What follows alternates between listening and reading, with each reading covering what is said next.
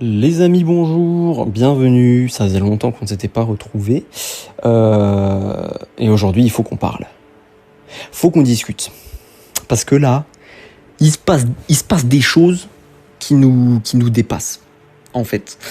Bien évidemment, on va parler donc de l'avenir de Milan. Il va y avoir peut-être beaucoup de vidéos qui vont sortir en peu de temps parce que en fait il y a beaucoup de choses à dire sur plein de sujets. À l'origine j'étais censé vous sortir une vidéo il y a genre une semaine ou deux, voire peut-être même trois, je sais même plus, sur ma composition idéale pour Milan la saison prochaine, quoi, en prenant en compte les rumeurs, en prenant en compte le coach, en prenant en compte plein de choses, machin, à la fin de saison, bref. C'était il y a un petit moment, il y a 3 semaines genre. Et j'ai bien fait de pas la sortir. Parce que les choses ont tellement changé que je vais devoir refaire la vidéo. Tout simplement, il va falloir que je reparte de zéro et que je ressorte tout. Parce qu'en fait, les choses ont évolué et c'est plus vraiment d'actualité. Aujourd'hui, on est surtout là pour parler de la suite. Quelle suite ? Qu'est-ce qui va se passer là pendant la période estivale? Qu'est-ce qui va se passer dans les prochaines heures? Qu'est-ce qui va se passer pour l'année prochaine, la prochaine saison? Beaucoup de possibilités, beaucoup de pistes. On va voir, on va discuter de tout ça ensemble. Enfin, je vais discuter tout seul. Et puis vous allez répondre si jamais ça vous intéresse. Bien entendu, vous n'êtes pas sans savoir que la saison est enfin terminée, avec un Milan qui termine à la 6e place. On a été 2e pendant une bonne partie de la saison.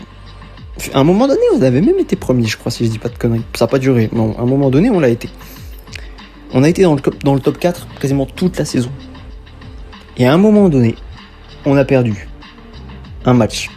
Je crois que c'était face à la Lazio, mais je suis pas sûr. C'était la première défaite de la saison en championnat. On avait déjà perdu aussi en Coppa Italia, mais c'était la première défaite en championnat. Depuis ce jour, tout s'est cassé la gueule. Genre tout. On n'a plus été capable de gagner. Genre c'était 2 victoires. Je me demande si Milan n'est pas genre un truc genre 2 ou 3 victoires en 2026. Avec le reste uniquement des matchs nuls ou des défaites. Je crois qu'on est à un ratio comme ça. Et en fait, on est passé de la 2e à la 6e place, quoi. Genre hier, on est passé à la 6e place. Voilà, face au match...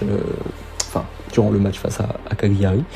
On est descendu à la 6e place, qui fait que Milan ne jouera pas les Ligues des Champions. Et je trouve que c'est honteux avec un match par semaine. On n'avait rien à jouer, on n'avait pas de coupe, on avait perdu la Coppa Italia, on n'avait même pas la Super Coppa, on n'avait rien, on n'avait pas la Ligue des Champions, on n'avait pas l'Europa League, on n'avait que dalle à jouer. Juste la Serie A. Un match par semaine. Et on a réussi à se saboter. On s'est retrouvé à la 6e place. Sans Ligue des Champions, sans qualification, alors que c'était l'objectif principal de Allegri qui avait dit que voilà, l'objectif c'était la qualification en Ligue des Champions. Objectif qui n'a donc pas été atteint. Et vous savez ce que ça veut dire. Un objectif qui n'est pas atteint, ça peut avoir de sacrées conséquences, notamment un licenciement, tout simplement.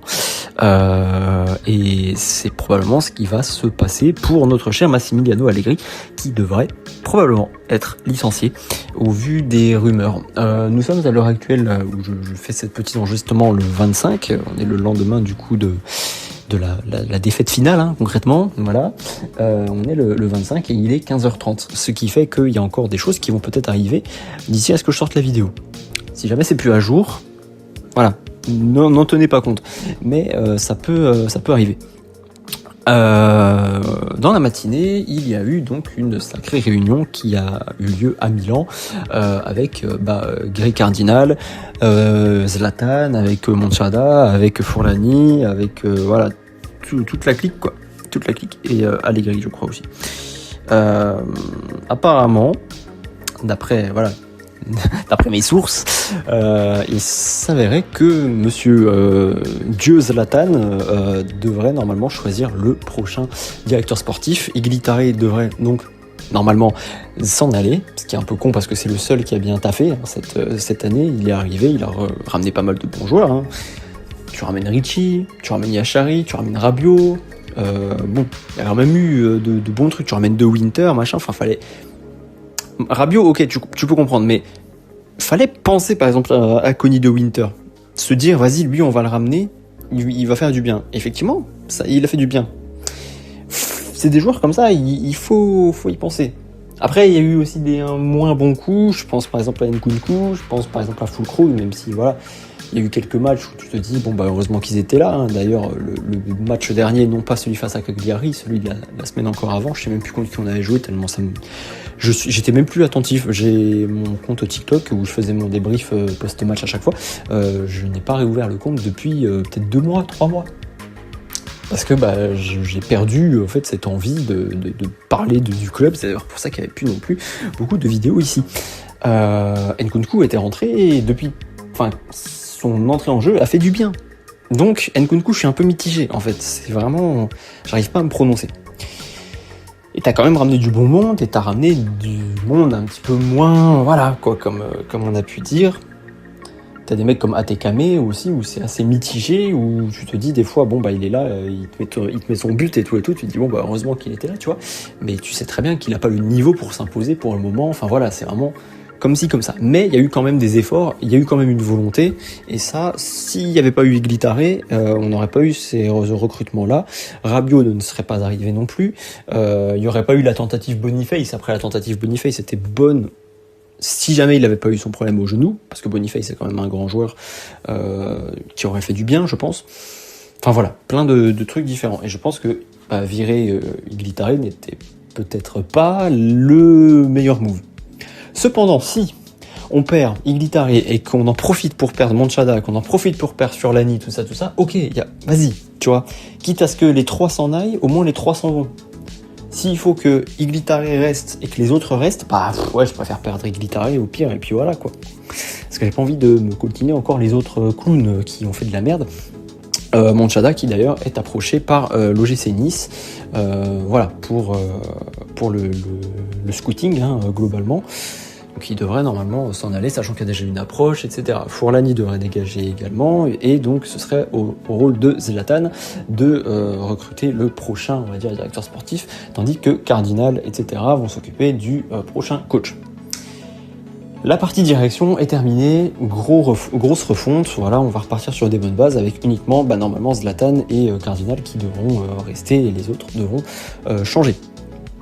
Prochain directeur sportif, qui je pense, je suis pas sûr, mais je pense que ça devrait être certainement D'Amico, parce qu'il est très apprécié par le club, quoi, tout simplement, et je pense que ça devrait être lui. Honnêtement, je vois pas trop qui ça pourrait être d'autre. Je pense pas que Zlatan endosse ce rôle de directeur sportif, ce n'est pas son rôle, il a pas l'expérience, il a rien. Donc je pense que ça devrait être D'Amico qui devrait arriver.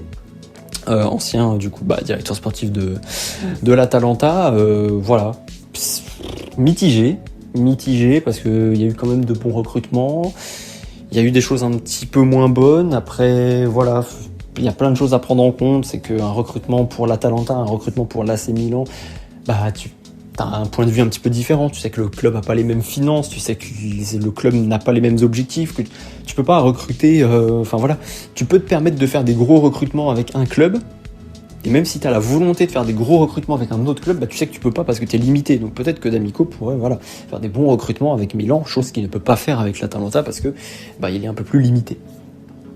Après, c'est que des suppositions, évidemment. Pour ce qui va être de l'entraîneur, là, en fait, c'est simple. Il y a 3 possibilités. 2 possibilités, parce qu'il y en a une, elle est vraiment trop farfelue. C'est vraiment la possibilité I have a dream, tu vois. Mon rêve, ce serait l'arrivée de Guardiola, évidemment. Arrêtez de rigoler, je vous entends, arrêtez de rigoler. C'est vraiment le rêve, parce que vas-y, il est libre. Vas-y, viens, quoi. C'est Milan, historiquement. Si tu veux un vrai défi, vas-y, viens. Qu'est-ce que je te dise ? Viens. Voilà, Guardiola, on sait que c'est un très grand coach, l'un des plus grands coachs que le monde du foot n'ait connu, et je suis très sérieux.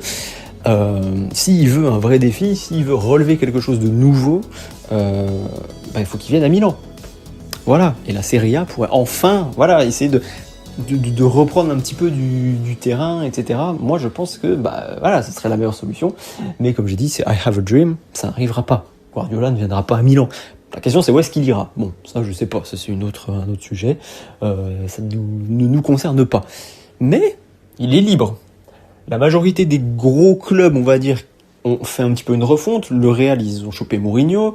Le Bayern, il continue avec Compagnie. Le PSG va rester avec Luis Enrique. Chelsea a récupéré Xabi Alonso. Liverpool, il est toujours avec Arne Slot, je crois, si je dis pas de conneries. Je pense pas que ça ait changé.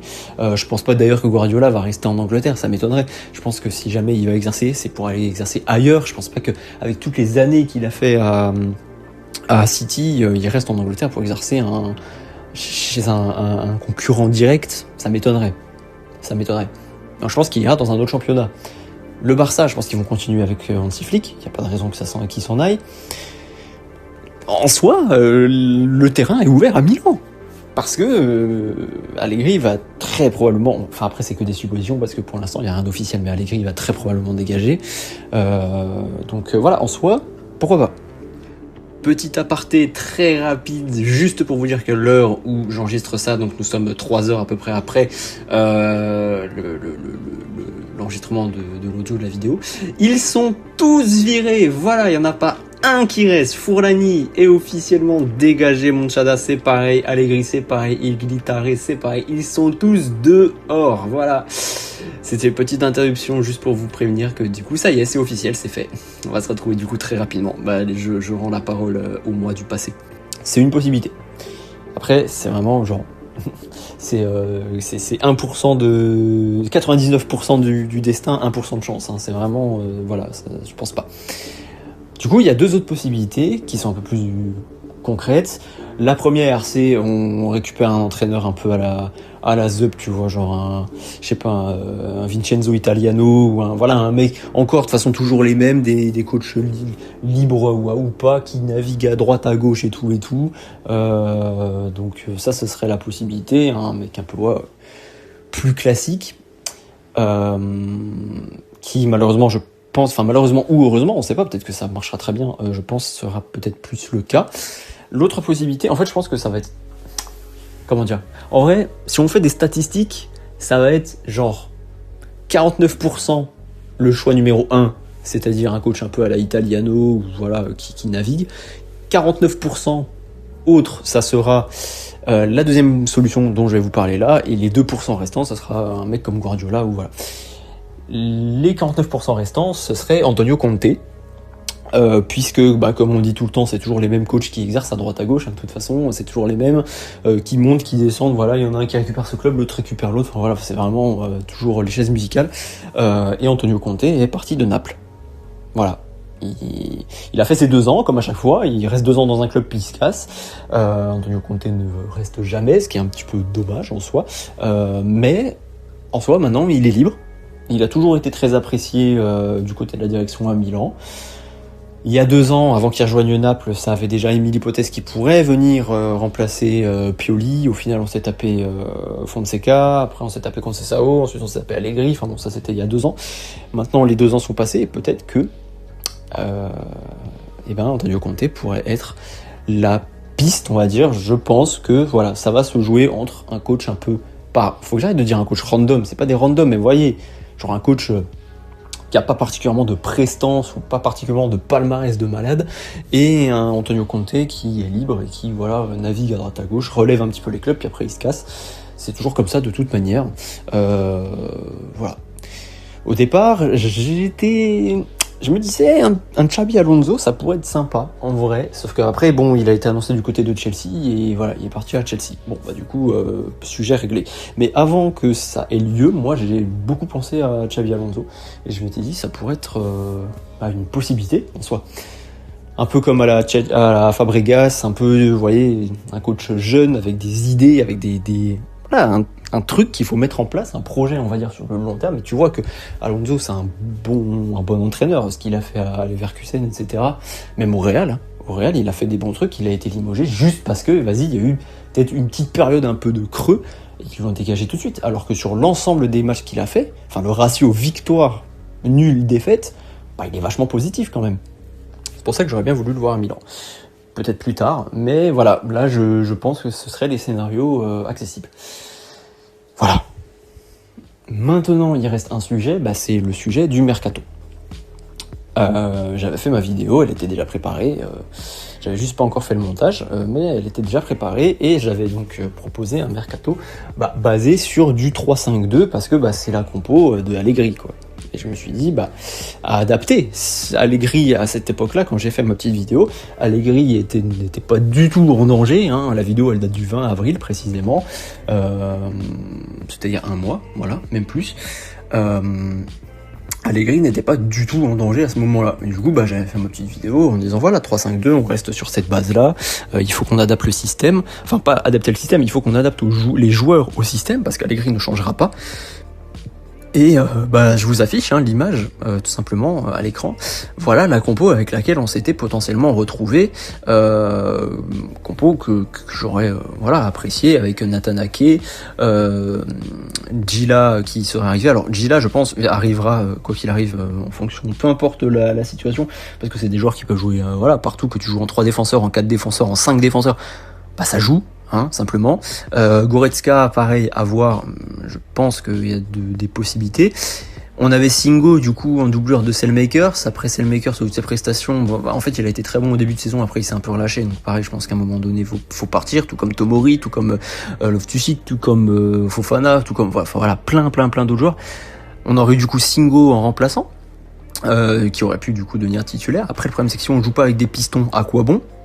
Pareil pour Grimaldo, finalement, qui pourrait être une piste très sérieuse. Moi, j'y crois, à la piste Grimaldo, honnêtement. Et après, si on joue sans piston, pareil, à voir. Tout va dépendre, en fait, vraiment du coach qu'on va avoir, et on fera une compo en fonction, tout simplement. Après, voilà, les buteurs, pareil, on a mis Keane et on a mis Lewandowski. Pourquoi ? Parce que Lewandowski était annoncé, du coup, quittait le Barça, et il y avait eu des rumeurs concernant une potentielle arrivée à Milan.